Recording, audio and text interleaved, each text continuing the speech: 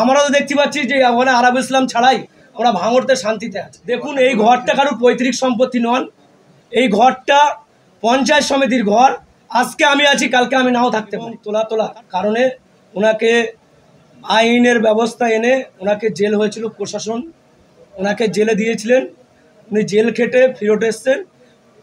Court যে রায় দিয়েছে সেই রায় মোতাবেক উনি এসছেন। উনি এসে এখন বিডিও সাহেবের কাছে কথোপকথন করছেন।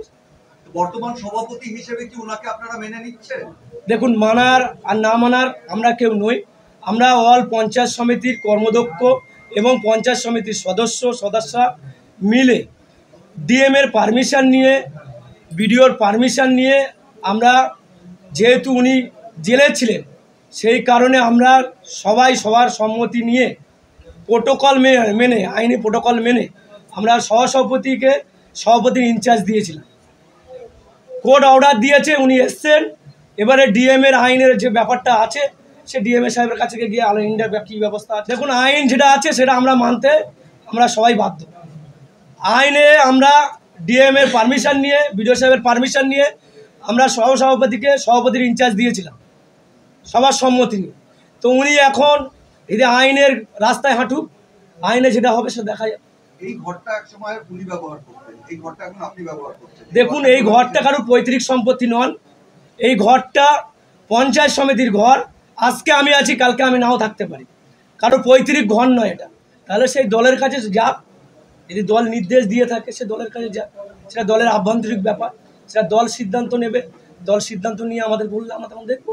মানে আপনার উপরের যে নেতৃত্ব আপনাদের বলেছেন যে এই ঘর ছাড়তে না, বা আরাবুল ইসলামকে না, এরকম কোনো নেতৃত্ব আমাদেরকে বলেনি। এটা আমরা আইনি প্রোটোকল মেনে আমরা এখানে আছি। যেহেতু আমরা সব কর্মদক্ষ, আমরা পঞ্চায়েত সমিতির সভাপতিকে ইনচার্জ দিয়েছি এবং অল কর্মদক্ষ আমরা এখানে আছি 20 জন সদস্য, এবং যা কর্মদক্ষ আছে পুরো কর্মদক্ষ সবাই আছি। আমরা সবাই মিলে সিদ্ধান্ত নিয়ে আমরা এটা করছি। আগে আরাবুল ইসলাম যখন অ্যারেস্ট হলো তখন খুব বেশি লোকজন রাস্তায় দেখা যায়নি, কিন্তু আজকে বহু মানুষ ওনাকে মালা পরাচ্ছেন, রাস্তায় ভিড় করছেন। এই যে উৎসাহ, কি বলবেন? দেখুন, সেটা উৎসাহ সেটা আরাবুল ইসলাম বলতে পারবে। আমরা তো দেখতে পাচ্ছি যে ওখানে আরাবুল ইসলাম ছাড়াই আমরা ভাঙড়তে শান্তিতে আছি। আজকে ওই লুটেরা খুনের জন্য আজকে ভাঙড় অশান্ত ছিল। আপনারা দেখেছেন আরাবুল ইসলাম জেলে যাওয়ার পরে এখানে কোনো বিশৃঙ্খলা ঘটনা ঘটেছে? ভাঙড় শান্তি আছে, শান্তিতে থাকবে। আপনি কি মনে করছেন আরাবুল ইসলাম আবার ফিরে আসাটা সেটা ভাঙড়ে অশান্তি তৈরি করবে? অবশ্যই অশান্তি তৈরি করবে। ওনার কাজটাই তো অশান্তি করা। শান্তি কি জিনিস উনি জানেন?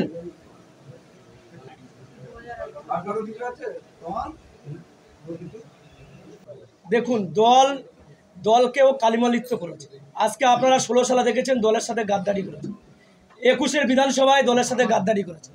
24-এর লোকসভায় যেহেতু আরাবুল ইসলাম জেলে ছিলেন, ওর ছেলে আইএসএফের যে পদপ্রার্থী ছিলেন তার কাছে কমিটমেন্ট করেছিলেন যে আমরা আইএসএফকে জিতিয়ে দেব, আমার বাবাকে ছাড়াতে হবে।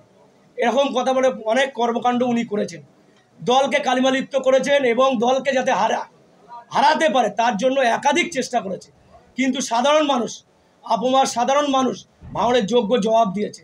ভাঙড়ের বাসী এখন তোলাবাজকে চায় না, কোনো খুনেকে চায় না, কোনো লুটেরাকে চায় না। তার জন্য আজকের ওনারা চক্র করার পরেও আমরা এত ভোটে আইএসএফ থেকে 42,000 ভোটে লিড দিয়েছি এবং বিজেপির থেকে 87,000 ভোটে লিড দিয়েছি। আরাবুল ইসলাম ভাঙড়ের ক্ষেত্রে কোনো ফ্যাক্টর নয়, ট্যাক্টারই।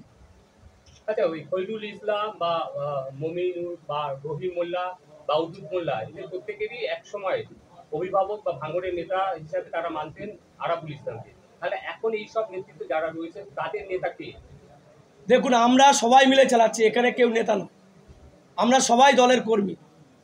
নেতা আমাদের একটাই, সেটা হচ্ছে আমাদের দল মহান নেত্রী মমতা বন্দ্যোপাধ্যায়, যোগ্য সেনাপতি অভিষেক বন্দ্যোপাধ্যায়। এখানে আর কোনো নেতা না, সবই আমরা কর্মী। ভাঙড়ের অভিভাবক বলতে আমাদের দলের অবজারভার সাহেব আছেন, যিনি জানার দায়িত্ব থাকার পরেই আমরা আজকে এই সফলতা পেয়েছি। এখন আমাদের অভিভাবক আমাদের মাননীয় সওগাত সাহেব। তাহলে কি এক কথায় বলা যেতে পারে একদিকে শওকত মোল্লার অনুগামীরা আর একদিকে আরাবুল ইসলাম একলা? সেটা দেখুন, সেটা আপনারা স্বচক্ষে যেটা দেখবেন সেটাতে বলবেন। আপনারা কি বয়কট করার সিদ্ধান্ত নিয়েছেন আরাবুল ইসলামকে? না, আমাদের ওরকম কোনো সিদ্ধান্ত নেই। দল যেটা সিদ্ধান্ত নেবে আমরা মাথা পেতে